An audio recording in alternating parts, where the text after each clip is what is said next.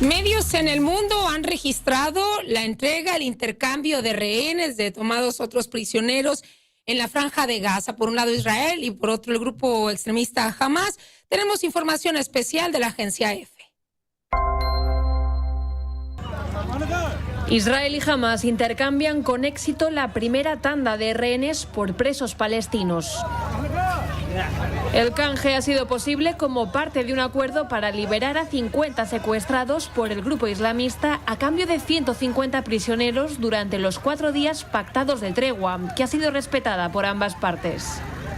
La primera tanda de 13 cautivos israelíes, entre los más de 240 que Hamas secuestró el pasado 7 de octubre, ha regresado a Israel, después de ser entregados en la Franja de Gaza por el grupo al Comité Internacional de la Cruz Roja, que los llevó a Egipto por el cruce de Rafah. Ahí fueron acogidos por los servicios de seguridad israelíes, que los trasladaron por el cruce de Kerem Shalom a Israel, donde fueron sometidos a un chequeo médico preliminar antes de ser llevados en helicópteros a diferentes hospitales.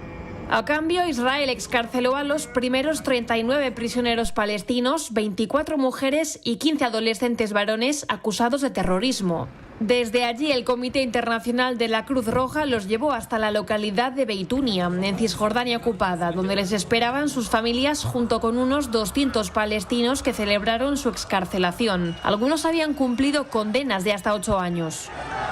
Se espera que en los próximos 3 días se repita la misma operación para completar los términos del acuerdo alcanzado entre Israel y Hamas esta semana gracias a la mediación de Qatar, Egipto y Estados Unidos. El alto el fuego entró en vigor este viernes a las 5 GMT, poniendo una pausa a 49 días de intensos combates en el enclave, que podrá extenderse hasta 10 días si Hamas se compromete a la liberación de al menos 10 rehenes por día. También fueron liberados otros 11 cautivos no israelíes, 10 tailandeses y un filipino que fueron entregados a las autoridades de Israel. Benjamin Netanyahu celebró la liberación y prometió el regreso de todos los secuestrados. Israel y Hamas también pactaron un alto el fuego que permitiera la entrada de ayuda humanitaria dentro de la Franja de Gaza, sumida en una catástrofe sin precedentes con más de 14.800 muertos, además de los 7.000 cadáveres que se estiman bajo los escombros. Limpiar la zona para que ingrese ayuda humanitaria es algo que no se había visto en días anteriores, luego de que obviamente inició esta guerra, pero también saber y entender si el intercambio de estos prisioneros o personas tomadas como rehenes es el inicio de las conversaciones, el diálogo de paz, y si es efectiva la intervención de Qatar, de Egipto y Estados Unidos en lo que está ocurriendo. Yo le agradezco mucho, de verdad, para hablar de este tema a Adolfo Laborde Carranco, internacionalista, y ya está conectado con nosotros. Qué gusto saludarte, Adolfo. Buena tarde. ¿Qué tal, Michelle? Muy buenas tardes. Saludos a todo el auditorio.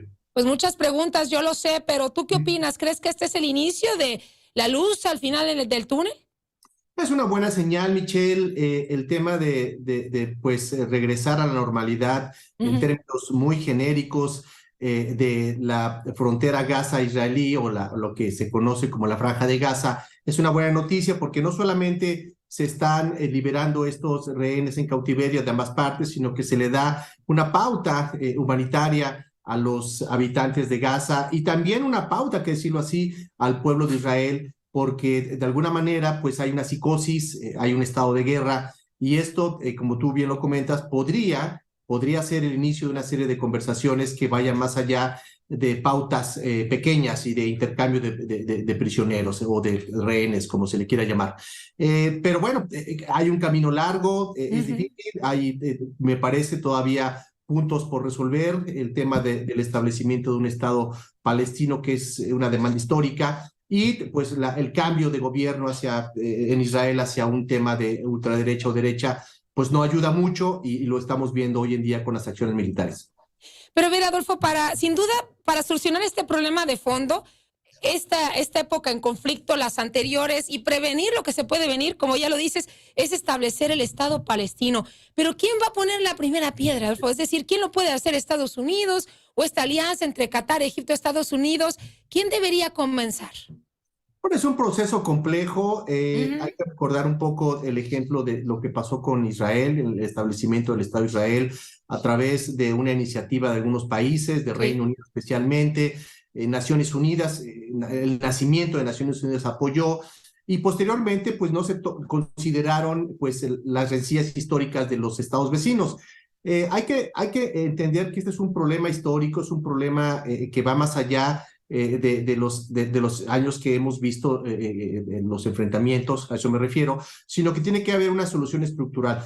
Esta solución estructural tiene que pasar necesariamente por Naciones Unidas. Naciones Unidas tendría que establecer una estrategia para que ambas partes pudieran llegar a un acuerdo, y por qué no establecer para evitar o para generar una especie de disuasión a los famosos cascos azules. Los cascos azules deberían estar ahí, pero bueno, para llegar a una resolución tendríamos que hablar también de un punto de acuerdo entre los miembros del Consejo de Seguridad, de los miembros permanentes. Y hay que decirlo, no es una opinión favorable de muchos de ellos generar un paso de una política de entendimiento, porque cada uno va a querer poner su propia condición. Y vemos que no solamente están enfrentados en el tema de Medio Oriente, sino que hay otros temas internacionales que pues de alguna manera empatan con los intereses de cada país. Adolfo, a días, a semanas que comenzó este conflicto, y sobre todo porque hemos visto en redes sociales, se ha radicalizado mucho el visibilizar lo que están viviendo del otro lado, donde habita también el grupo extremista Hamás. Pues podemos decir que alguien tuvo la culpa o tiene mayor culpa en este conflicto que suscitó recientemente, a diferencia de los otros. Bueno, me parece que es coyuntural. Cada enfrentamiento bélico entre una parte y otra es coyuntural. Repito, aunque si no se dan soluciones a los problemas estructurales del conflicto, lo vamos a seguir teniendo.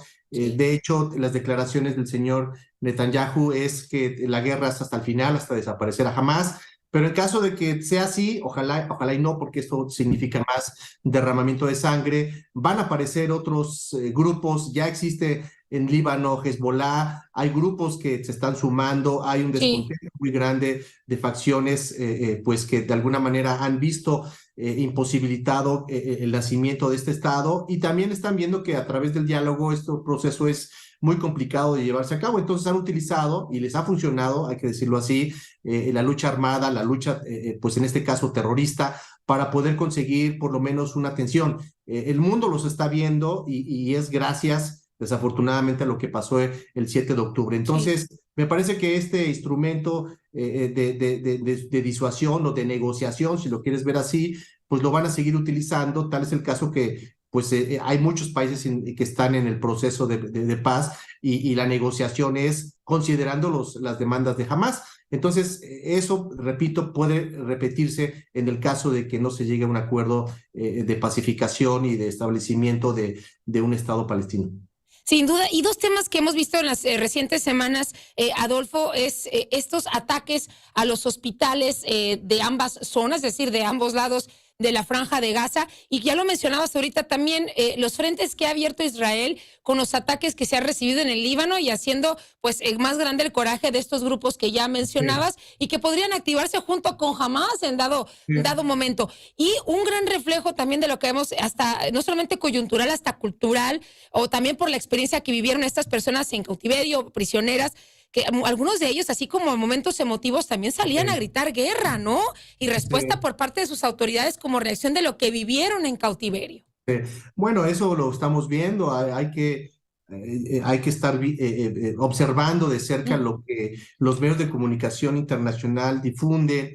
Hay muchas cadenas, yo particularmente escucho casi a todas, pero si tú escuchas Al Jazeera, que es una cadena que de alguna manera tiene una postura pro árabe, pues vas a escuchar lo que dicen las mujeres y los niños, muchos jovencitos que estuvieron en cautiverio, y es desgarrador. Pero si tú te vas también al otro lado, pues vas a escuchar pues una versión similar. Entonces eso lo único que ayuda es abonar al odio, abonar a este enfrentamiento que parece que no tiene límite. Entonces, me parece que los medios de comunicación deberíamos de ser un poco más profesionales, más analíticos, más responsables en evitar propagar esto. Yo sé que es parte de la naturaleza humana, la gente quiere saber qué vivieron, hay una parte mediática de muchos medios, pero eso también, como tú bien lo comentas, aviva el odio, el Sí. resentimiento, y lógicamente una persona que estuvo en cautiverio casi con la posibilidad de perder la vida y de todo lo que significa pues este maltrato psicológico, pues lógicamente no creo que vaya a tener muy buenas palabras de la persona que lo tuvo en cautiverio. Entonces, eso es muy complicado y Sí. repito, lejos de ayudar, pues reactiva muchas fibras sensibles. Así es, auditorio, platico con Adolfo Laborde Carranco, internacionalista. Y por último, y hacerte una pregunta muy importante, sobre todo porque ellos mismos se muestran relevantes en este tema y porque ha sido discusión por parte del expresidente Donald Trump y del actual mandatario Joe Biden, la participación de Estados Unidos, algunos que consideran que es la relevante, que es quien resolverá este conflicto. ¿Lo ves así en estos momentos? Me parece que Estados Unidos es el catalizador, puede ayudar, pero también se tienen que considerar los intereses de los países vecinos, de Egipto, de Irán. Se habla poco de Irán, pero ahí está Irán. Hay potencias que no se ven que están interviniendo directamente, pero tienen influencia. China, Sí. Rusia, por ejemplo, algunos países europeos. Entonces es un tema multinacional, es un tema que Sí. afecta a muchos intereses y que si bien es cierto, Estados Unidos es un país protagónico, se Sí. debería de considerar otro tipo pues de alianzas, otro tipo de acuerdos. Bien, Adolfo, te agradecemos infinitamente esta comunicación. Estamos en contacto, si nos permites, para seguir analizando este tema. Con mucho gusto, muy buenos días. Muy buenos días, gracias. Buen fin de semana.